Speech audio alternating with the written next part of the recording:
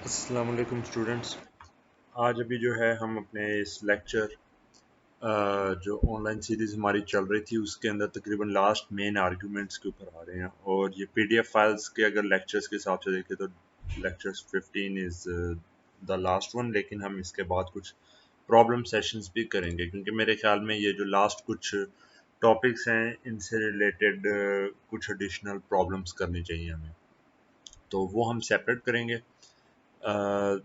तो आज जो हमने चीज़ पढ़नी है वो हमारे पास है फीडबैक एम्पलीफायर्स। अच्छा, अब यहाँ पे चीज़ आती है कि जी ये फीडबैक एम्पलीफायर्स क्या है। हमने थोड़ा बहुत फीडबैक का इफेक्ट देखा हुआ है। हमने डीसी बायसिंग के अंदर फीडबैक का इफेक्ट यूँ देखा था कि जी हम जब ये बायसिंग वगैरह कर रहे हैं तो उसके अंदर हम अक्सर जो है यहाँ से एक आध रजिस्टर लगा के, ठीक है, इस तरीके से जो है बाइसिंग कर रहे होते थे। लेट्स से यहाँ पर से आगे ग्राउंड है, ठीक है। तो ये बाइसिंग की एक टेक्निक थी कि जिसके अंदर आप खाली एक सप्लाई करते हैं तो यहाँ पर से करंट आगे आपके पास आ जाता है। जो एक्चुअल फीडबैक में हमारे पास था उसमें एक सबसे कॉमन जो डीसी के अंदर हमारे पास टेक्निक है, डीसी बाइसिंग के अंदर वो टेक्निक हमारे पास है टू यूज़, यहाँ पे आरसी लगा हुआ है, sorry, is to use R E. ठीक है, कि हम यहाँ पे जो है डीसी बाइसिंग में हमने नोट किया था कि जब हम आर ई यूज़ करें और बाकी जगहों पे हमने इस तरीके से अपना पूरा बाइसिंग का सिस्टम बनाया हो तो वहाँ पे हमारे पास जो है डिफरेंट रजिस्टर्स की फॉर्म में ट्रांजिस्टर का बीटा या गेन वगैरह अगर चेंज भी होता रहता है तो फिर भी हमारे पास जो है स्टेबिलिटी रहती है। तो ये जो आर ई वाला रजिस्टर था वहाँ पे ये हमारे पास एक तरह का फीडबैक प्रोवाइड कर रहा था। फर्दर मोर जब हम आगे गए थे और हमने एसी एनालिसिस शुरू किया था तो वहाँ पे भी हमने देखा था कि हमारे पास एसी, बल्कि मॉडल में बनाता हूँ उसमें सप्लाई ऊपर नहीं लगी होगी, कि जब एसी मॉडल के अंदर आपके पास ये आरसी या आरएल लगा हुआ है, ठीक है, यहाँ पे आपके पास जो है ट्रांजिस्टर लगा है, इस साइड के ऊपर कोई ना कोई आपने जो है वो सप्लाई लगाई है जो मजीद, और यहाँ पे ये प्लस माइनस ग्राउंड, ये आपके पास वी सिग्नल है, ठीक है, ये आपके पास जो है आर सिग्नल है,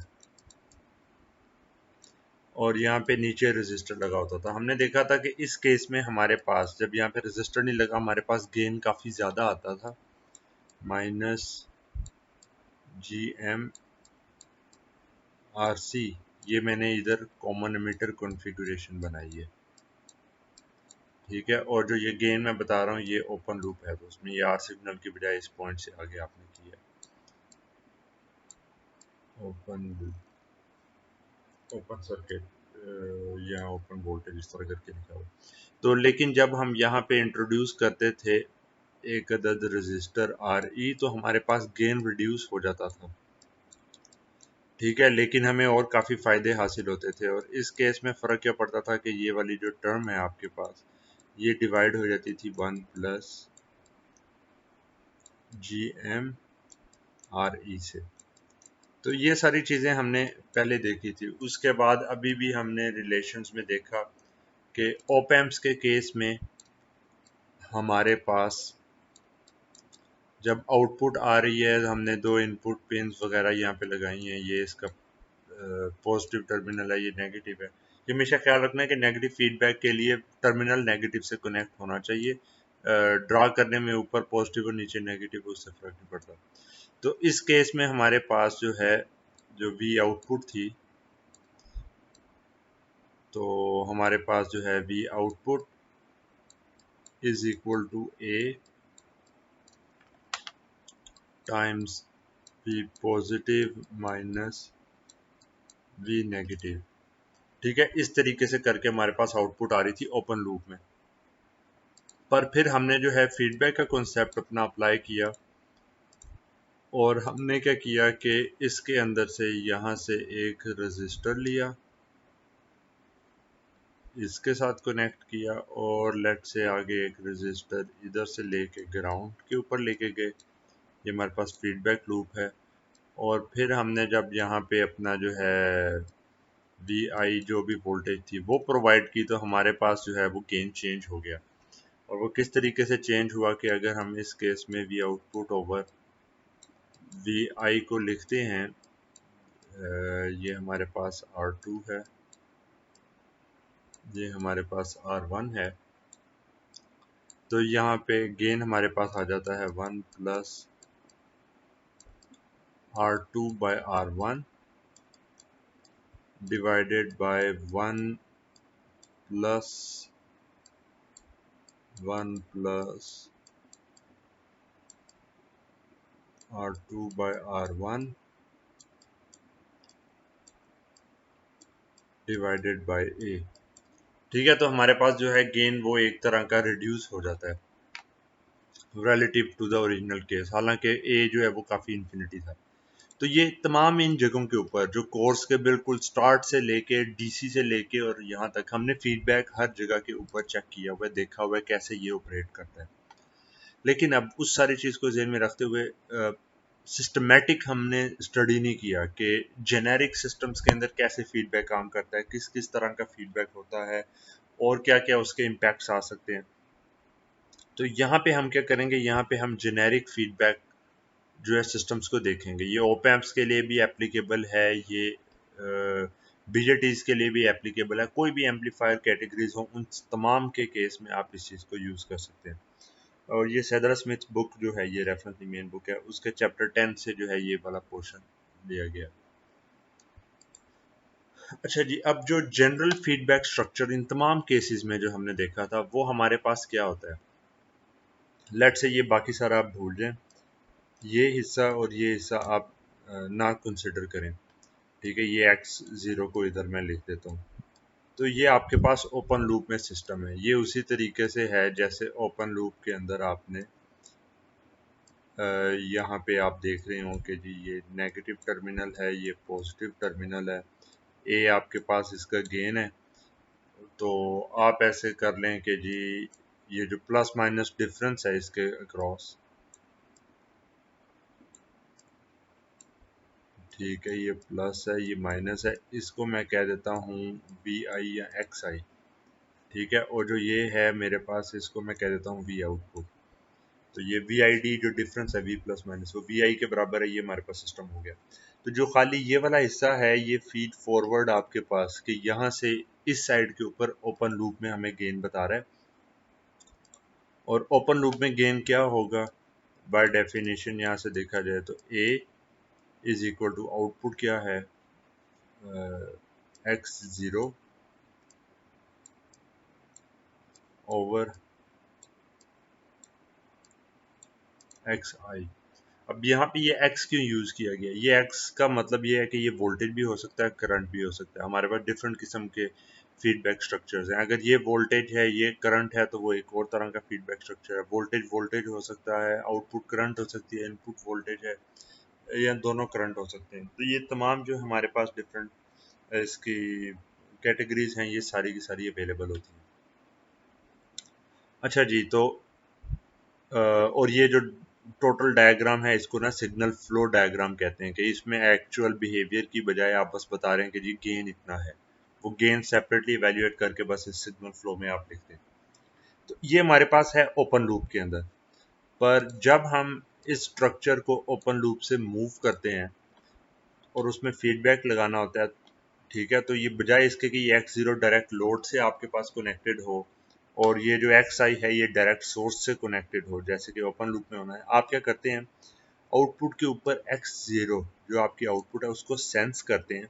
मतलब एक सिस्टम लगाते हैं जो कि चेक करता है कि जी वोल्टेज क्या है आपके पास, और उस वोल्टेज को एक बीटा का गेन देता है इस डायरेक्शन के अंदर।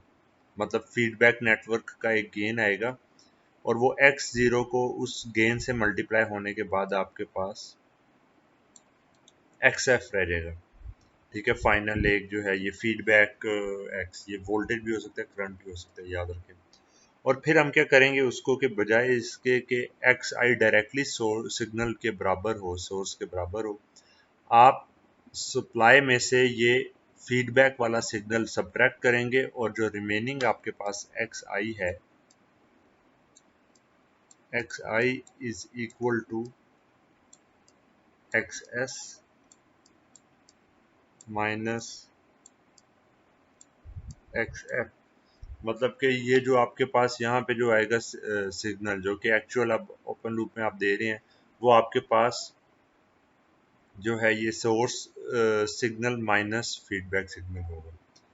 और इस केस में क्या होता है कि अगर ए आपके पास सफिशेंटली लार्ज है तो आपके पास जो है तकरीबन एक्स एस और ये जो आई है ये तकरीबन आपके पास ज़ीरो होता है।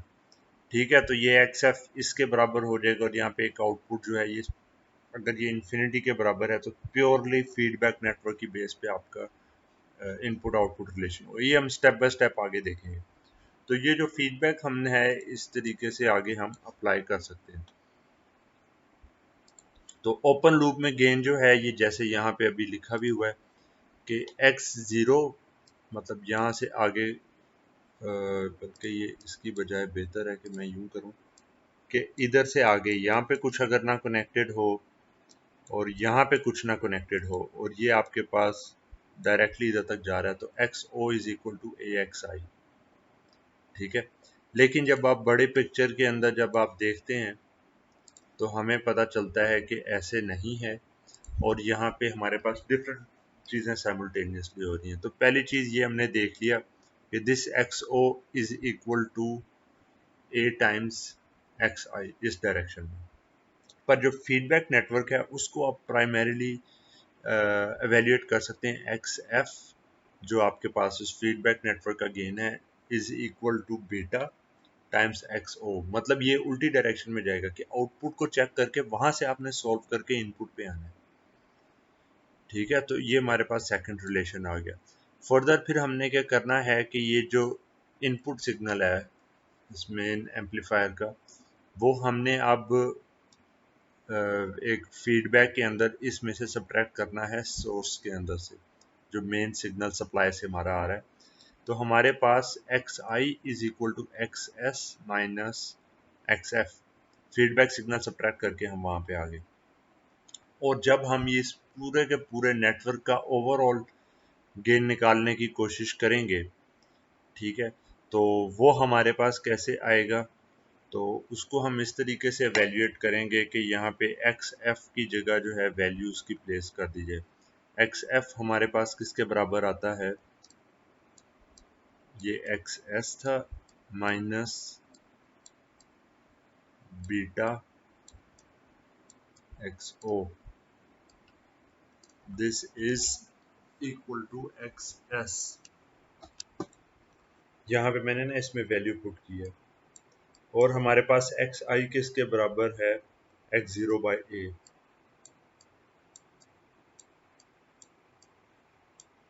Over A. तो यहाँ से जब इसको पूरा हम सॉल्व करना चाहें तो करके हम क्लोज लूप सिस्टम का गेन हम निकाल सकते हैं। वो हमारे पास कैसे निकलेगा, इसमें से इसको अगली तरफ ले गए तो ये हमारे पास एक्स ज़ीरो को कॉमन ले लेते हैं हम, तो ये हमारे पास क्या आ जाएगा, one over A plus beta is equal to X S. ठीक है, और यहाँ पर से अगर हम इसको नीचे भी ले जाएं तो ये ए बीटा हो जाता है। ठीक है, ये अगर पूरा कर लें और फिर x output over x S को अगर हम लिखें तो ये वाली जो टर्म है ये इन्वर्ट हो जाएगी और आपके पास ये रिलेशन आ जाएगा। ठीक है, तो ये वाला आपके पास जब फाइनल रिलेशन आ जाता है तो इसमें हमें पता चलता है कि हमारे पास जो फाइनल गेन है x output over x S, या इसको कह सकते हैं क्लोज लूप जो गेन है, ठीक है, वो हमारे पास बराबर होगा open loop gain divided by one plus A beta. यहाँ पे जो gain with feedback A F को गेन विद फीडबैक कहते हैं, जो बीटा हमारे पास है वो हमारे पास फीडबैक फैक्टर है। ठीक है, कि कितना हम फीडबैक से दे रहे हैं। जो ये ए बी हमारे पास है इसको लूप गेन कहते हैं। ठीक है, अब जैसे हमने पहले केसेस में मैंने एग्जांपल दी थी common emitter with R E की। ठीक है,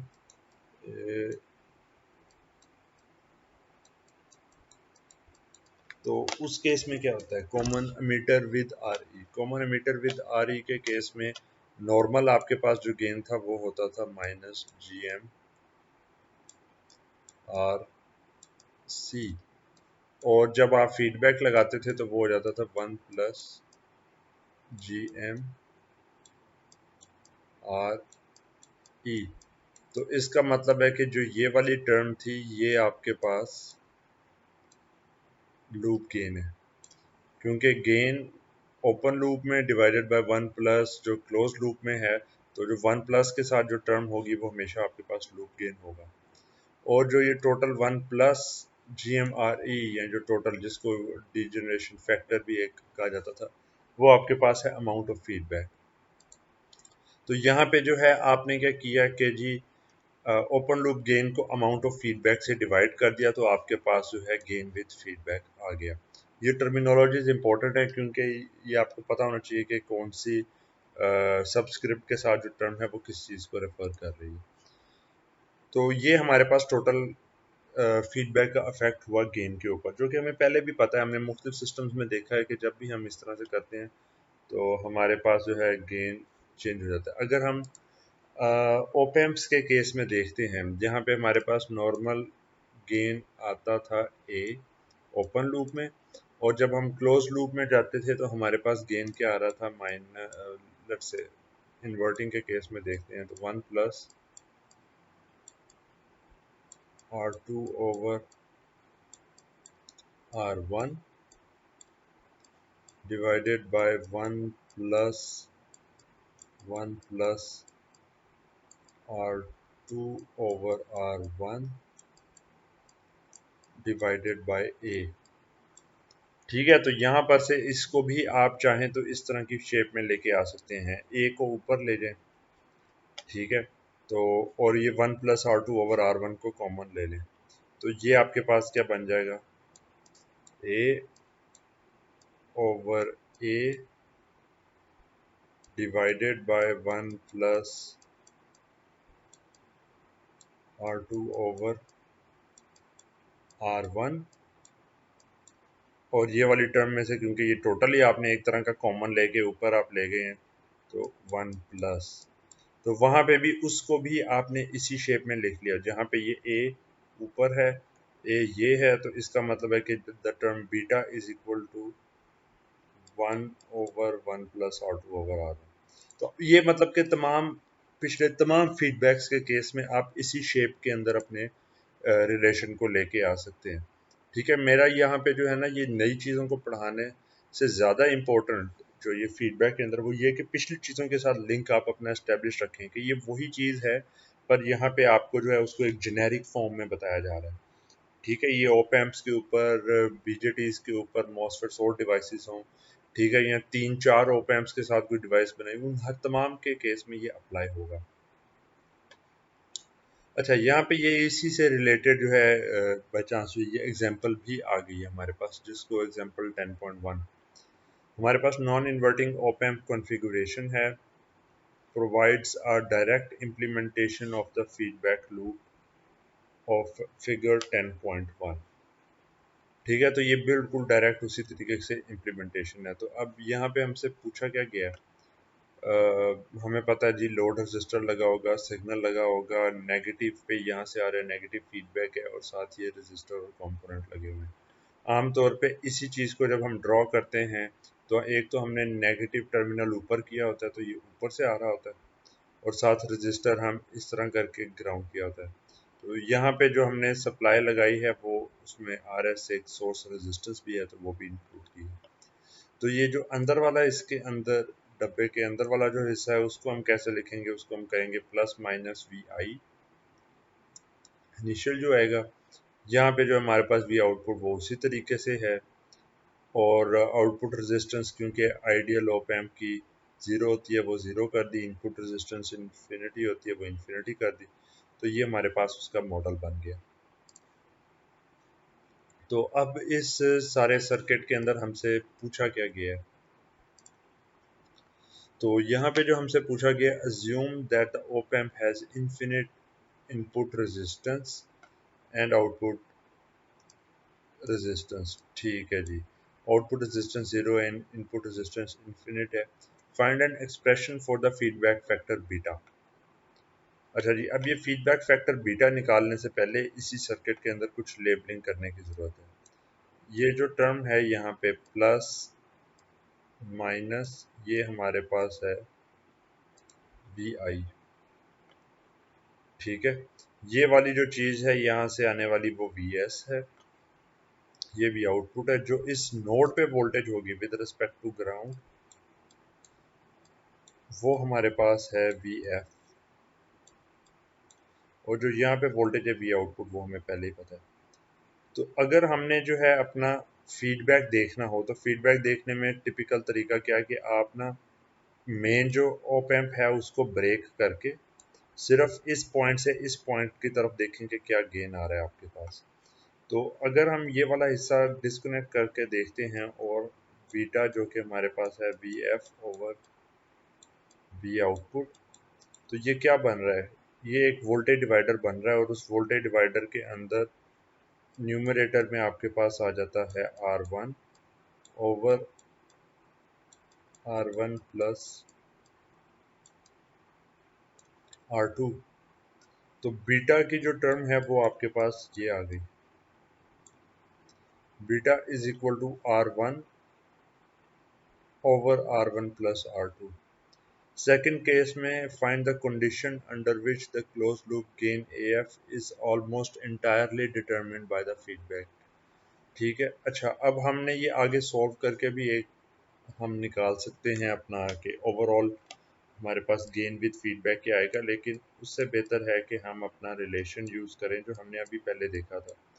gain with feedback is always equal to A over amount of feedback 1 plus A, और ए के साथ ये वाली टर्म आ जाएगी जो कि है R1 over R1 plus R2। तो अब यहाँ पे आप कहेंगे कि जी ये क्या अजीब सा रिलेशन आ गया इस सर्किट के अंदर, जब फाइनल गेन आप देखते हैं इस पॉइंट से आगे, यहाँ से कोई करंट नहीं, एक तो फ्लो नहीं ना करना, तो ये तो उतना कोई फर्क भी नहीं पड़ा इसके ऊपर। तो जब हम ओवरऑल इसको देखते थे, ठीक है, तो हमारे पास ये आता था फाइनल गेन। तो यहाँ पे मैं मेंशन कर दूं कि करंट ज़ीरो फ्लो कर रहा होगा क्योंकि इन्फिनिट इनपुट रेजिस्टेंस है। तो इसको हम क्या करें, इसमें से हम ऐसे करते हैं कि ये कॉमन ले लेते हैं, ए R1 over R1 plus R2 ऊपर और नीचे दोनों जगह से। अगर हम इस तरह से करेंगे तो नीचे वाली जो टर्म है वो हमारे पास क्या बन जाएगी, अगर ये कॉमन लेते हैं तो ये बन जाएगी R1 plus R2 divided by R1 times 1 over A plus 1। और इधर से जब जो है ये टर्म मैं कॉमन लूँगा तो A तो कॉमन होके वैसे ही कैंसिल आउट हो गया, ये वाली टर्म का इन्वर्स आ जाएगा जो कि हमारे पास बनता है R1 plus R2 over R1। इसको फर्दर जब हम लिखते हैं तो ये R1 डिवाइडेड बाय R1 ये बन जाएगा 1 plus R2 over R1 divided bye 1 plus R2 over R1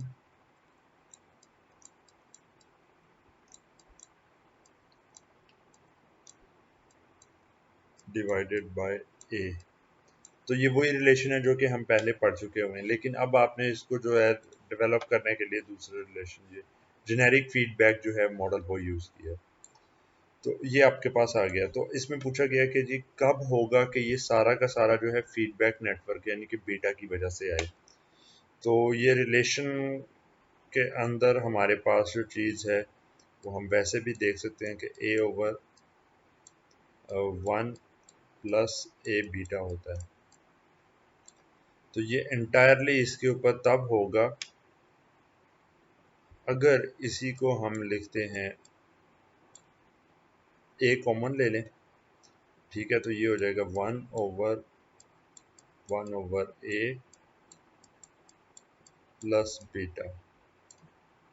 तो अगर हम ये टर्म को एलिमिनेट करना चाहते हैं, इफ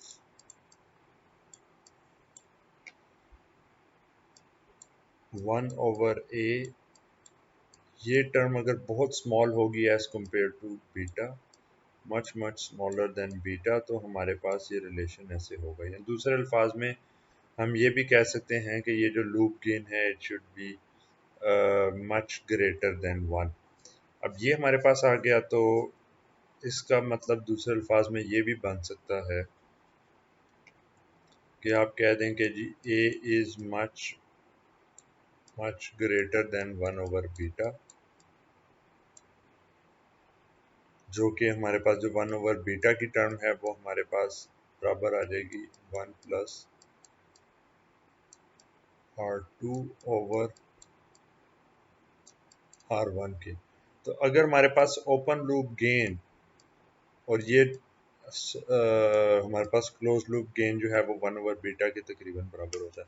अगर हमारे पास ओपन लूप गेन जो है वो क्लोज लूप गेन के मुकाबले में बहुत ज़्यादा है, मसलन यहाँ पे आप गेन 10 का लेना चाह रहे हैं और ये आपके पास जो है 10⁴ है, तो उस केस में ये आपके पास चीज़ ट्रू है। एटलीस्ट ये 10 गुना से तो ज़्यादा बड़ा होना चाहिए। तो अगर आपके पास open loop gain close loop gain से जो है वो बहुत ज़्यादा बड़ा होगा, तो फिर आपके पास जो है गेन विद फीडबैक जो है वो प्राइमरीली फीडबैक पे ही डिपेंड करेगा। अच्छा, आगे अब ये हमारे पास पोर्शन आ गया जहाँ पे हमें नंबर्स भी गिवन है। यहाँ पे हमें कह दिया कि जी ओपन लूप गेन जो है वो हमारे पास 10⁴ है और साथ में क्या है R2/R1 को हमें कहा गया कि हम निकालें अगर हमने क्लोज लूप गेन जो है AF 10 वोल्ट का निकालना है। तो यहाँ पे हमें पता है कि जी AF जैसे कि अभी हमने निकाला था, अब दोनों रिलेशन से किया जा सकता है, लेकिन चलें A/1 प्लस ए बीटा था। ए इधर है, बीटा की टर्म हमारे पास थी R1/R1 प्लस R2। ठीक है, ये बीटा की टर्म लिखी है। इसके अंदर से जो है दोबारा हम यहाँ से सॉल्व करना शुरू करेंगे, तो उसी तरीके से आप जो चाहें अगर तो ए को कॉमन ले लें दोनों साइड से, तो ये हो जाएगा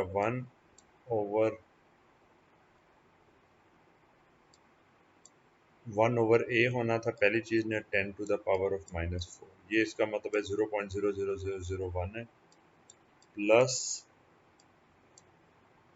1/R1 इधर से डिवाइड कर दें तो ये हो जाएगा 1 प्लस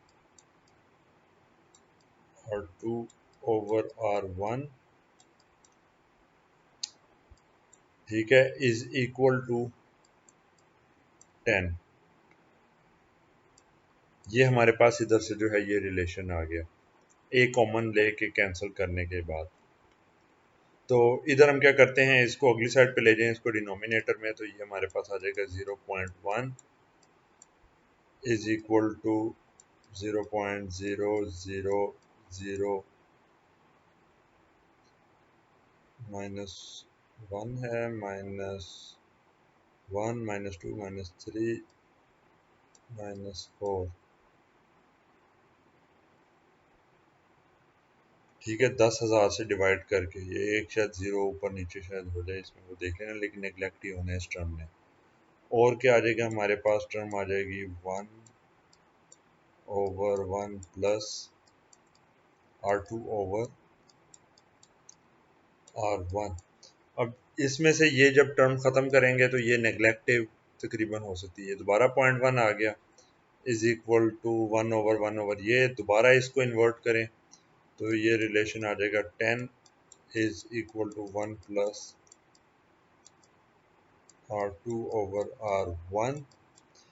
इसमें से ये सब्ट्रैक्ट कर दें तो 9 इज इक्वल टू R2/R1। ठीक है, तो यहाँ पे ये जो पूछा गया है हमें R2/R1 9 रखेंगे। ये आप नॉन इन्वर्टिंग के रिलेशन से डायरेक्ट भी सॉल्व कर सकते हैं, लेकिन यहाँ पे मैंने बताया कि ये फीडबैक स्ट्रक्चर और ये सॉल्यूशन भी काम करता है। What is the amount of feedback in decibel? Amount of feedback क्या है? 1 प्लस ए बीटा। ठीक है, ये है अमाउंट ऑफ फीडबैक। तो ये बन जाता है 1 प्लस 10⁴ और जो बीटा है हमारे पास बीटा हमारे पास था 1/1 प्लस R2/R1। ठीक है, 1/10 था इंटू 10⁻⁻1 बन जाता है। ठीक है, 1/बीटा आपके पास एक्चुअल जो है गेन विद फीडबैक आ रहा है। तो ये हमारे पास किसके बराबर आएगा? 1 प्लस 10⁻³ इज इक्वल टू 1001। 1001 हमारे पास जो है अमाउंट ऑफ फीडबैक आ गया। और डेसिबल्स में अगर हम देखते हैं इसको तो ये अप्रोक्सीमेटली हमारे पास आ जाएगा 60 dB। 60 dB का हमारे पास अमाउंट ऑफ फीडबैक आ गया। अच्छा जी, उसके बाद अगर VS1 है तो V आउटपुट क्या होगा, VF क्या होगा, VI क्या होगा? गुड।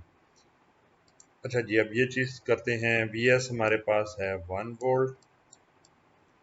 V आउटपुट क्या होगा? हमने वो पूरा सॉल्व कर लिया था, अब मैं बार बार उसके ऊपर नहीं। तो अगर ये हमारे पास VS है तो V आउटपुट हमारे पास 10 के गेन के बाद 10 वोल्ट हो जाएगा।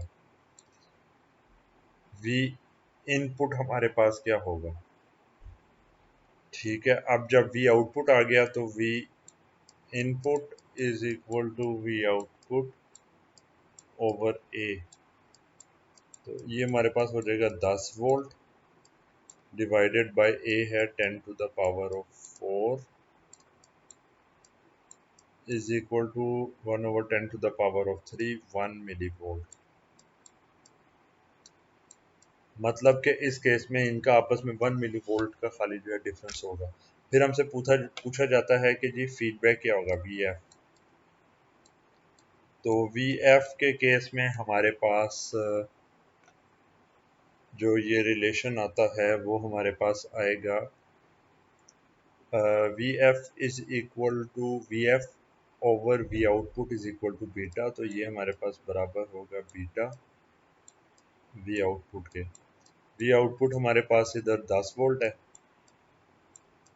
टाइम्स बीटा हमारे पास कितना है? ये ट्रांजिस्टर का बीटा नहीं है, याद रहे, ये अमाउंट, ये फीडबैक की हम बात कर रहे हैं। ठीक है, तो ये वाला जो बीटा है ये हमारे पास क्या आता है?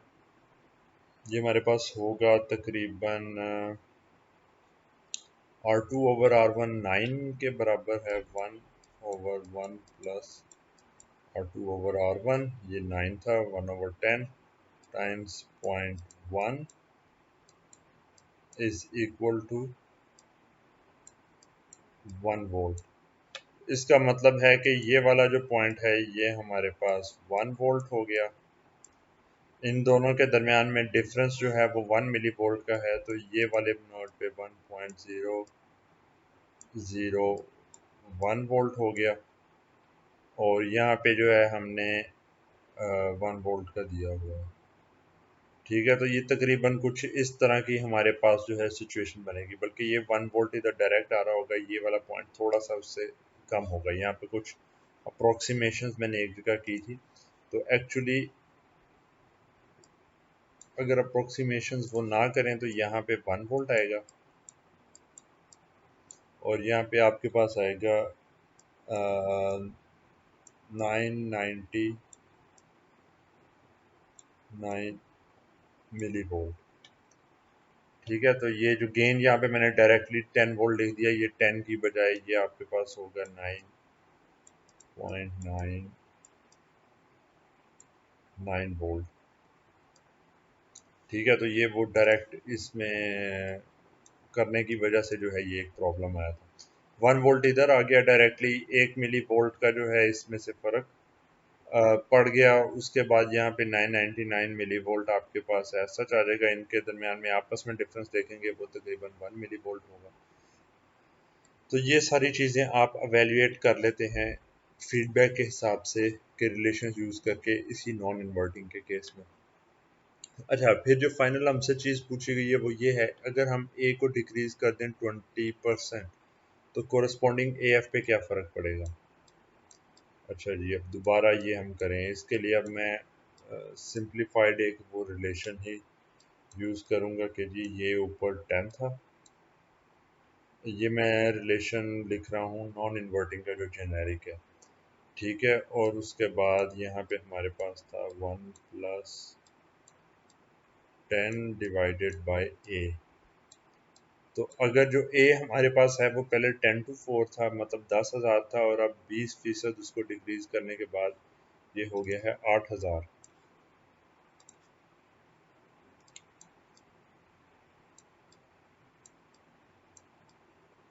तो 8,000 होने से क्या होगा, ये 1+10/8000 इज इक्वल टू 10/1 प्लस 1/800।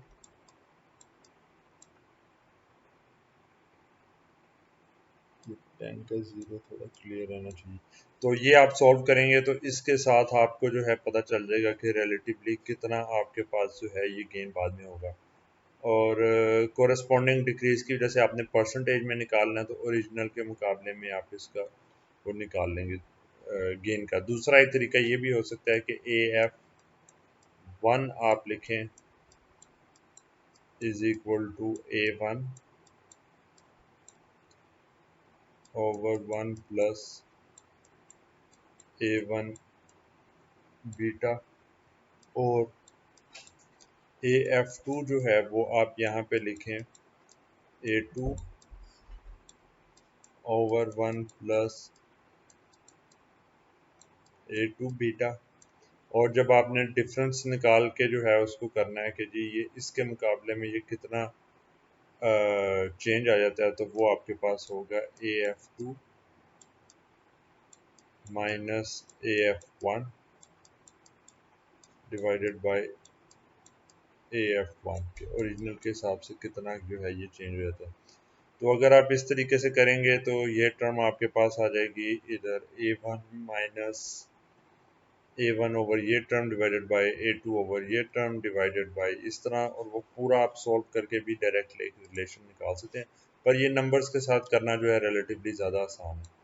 ठीक है, लेकिन कैलकुलेटर में क्योंकि अभी ऐसा यूज़ नहीं कर रहा, तो मैं एग्जैक्ट नंबर जो है वो यहाँ पे इस तरह से नहीं निकाल सकता, पर आप अपने तौर पे कर लें। अच्छा, यहाँ पे ये जो कुछ लास्ट आर्ग्यूमेंट्स फर्दर डिटेल्स में जाने से पहले, तो ये फीडबैक लगाने का हमारे पास क्या फ़ायदा हुआ।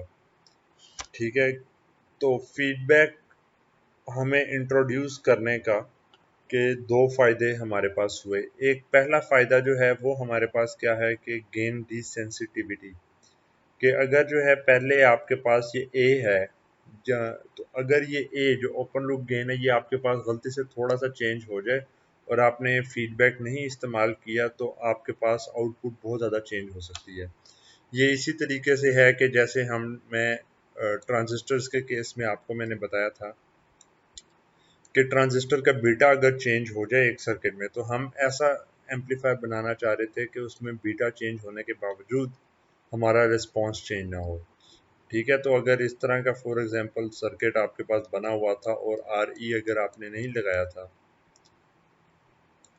और यहाँ पर से आप जो है इनपुट प्रोवाइड कर रहे थे, इधर से आप आउटपुट ले रहे थे, इसको एसी के अंदर ग्राउंड करेंगे।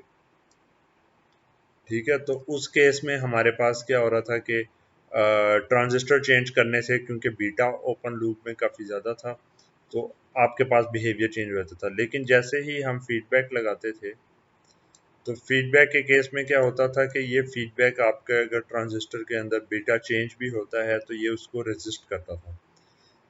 तो इसी तरीके से जैसे अभी पिछली एग्जांपल में भी आपने देखा है कि यहाँ पे भी जब हम फीडबैक इंट्रोड्यूस करते हैं तो वी गेन हमारे पास गेन डिसेंसिटिविटी आ जाती है।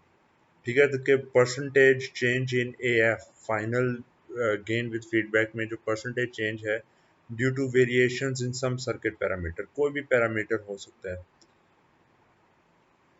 ठीक है, which are smaller than the percentage change in A by a factor equal to the amount of feedback.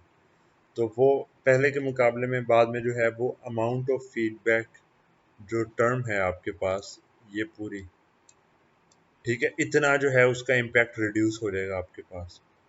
और ये रिलेटिवली एक बहुत बड़ा एक फ़ायदा है। गेन रिड्यूस किया और बाकी जो भी चीज़ें आपके पास डेंजरस थी या टेम्परेचर चेंज होने से या किसी और या ओप एम्प चेंज करने से आपके पास आमतौर पे बिहेवियर चेंज हो सकता था।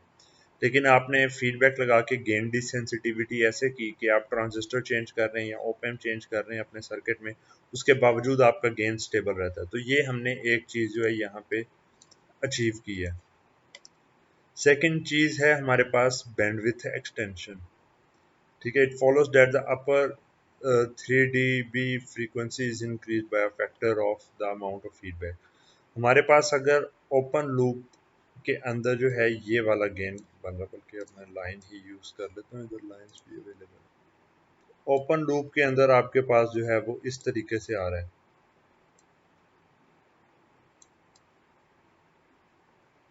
ठीक है। तो लेकिन आप क्या करते हैं, आपने जब उसके अंदर जो है क्लोज लूप आप करेंगे तो जितना आपके पास गेन रिड्यूस होगा उतने ही आपके पास, इसको मैं, बैंडविड्थ जो है वो आपके पास इंक्रीज होगी इन बोथ डायरेक्शंस। ठीक है, तो क्या होगा मतलब कि जितना गेन आपने रिड्यूस किया है मसलन के 100 टाइम्स आपने किया है, ओपन लूप के मुकाबले में जो है gain with feedback is 100 times lower. तो जो आपके पास हायर ये फ्रीक्वेंसी है, ये सॉरी इसको गलत पॉइंट से मैंने इनिशिएट कर दिया, तो ये जो ये वाली फ्रीक्वेंसी है ये आपके पास 100 टाइम्स इंक्रीज हो जाएगी। ठीक है, ये 100 टाइम्स जो है ये इस डायरेक्शन के अंदर इंक्रीज हो जाएगी, और जो लोअर फ्रीक्वेंसी है वो 100 टाइम्स आपके पास इस डायरेक्शन में जाके रिड्यूस हो जाएगी। तो ओवरऑल आपके पास जो बैंडविड्थ है वो 2 टाइम्स द गेन रिडक्शन, 200 गुना ज़्यादा बैंडविड्थ आपके पास आ गई। अगर आपके पास ये नेगेटिव फ्रीक्वेंसी में ये बिल्कुल वैसे सीधा जा रहा था तो उस केस में सिर्फ ये फॉरवर्ड का इफेक्ट आएगा। पर ये जो एग्जांपल इधर दी गई है इसके अंदर जो है ये आपके पास बैंड पास जो है ये फिल्टर टाइप बना हुआ है। ठीक है, जो खाली एक बैंड को गेन दे रहा था तो उस केस में वो जो जिस बैंड को गेन दे रहा है वो आपके पास इंक्रीज हो जाएगा। तो ये कितना होगा, ये उतना ही होगा जितना कि अमाउंट ऑफ फीडबैक है। मिड बैंड जो गेन है उसके हिसाब से जो बीटा है और जो फीडबैक की टर्म है उसके साथ आपके पास ये रिलेशन आएगा। तो इसको मतलब हम कैसे एवेल्यूएट कर सकते हैं, इसको ऐसे कर सकते हैं कि हमारे पास जनरल ये फिक्स्ड फ्रीक्वेंसी के ऊपर मिड बैंड पे या मैक्सिमम हम केस में निकाल रहे थे। तो जनरली हमारे पास जो एम्पलीफायर का जो गेन है वो A of S is equal to A M over 1 + S/ओमेगा एच, ये हाई फ्रीक्वेंसी के लिए। और अगर लोअर का भी साथ में आना है तो ये टर्म जो है 1 + S/ओमेगा एल भी आपके पास चीज़ आ जाएगी।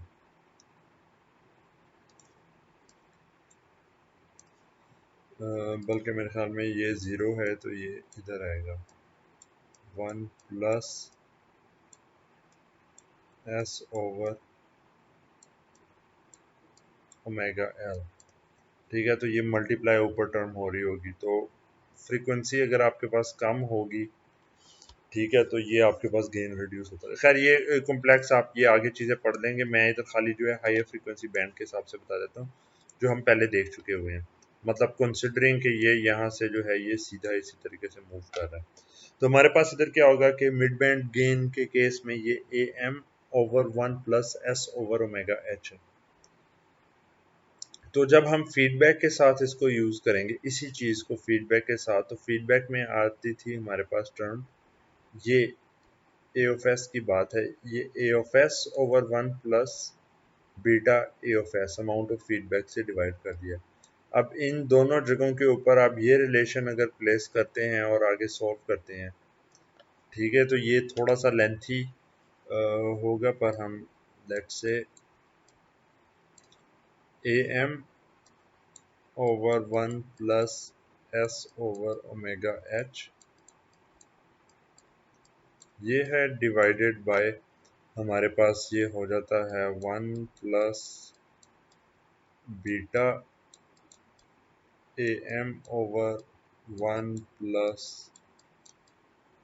S over omega H.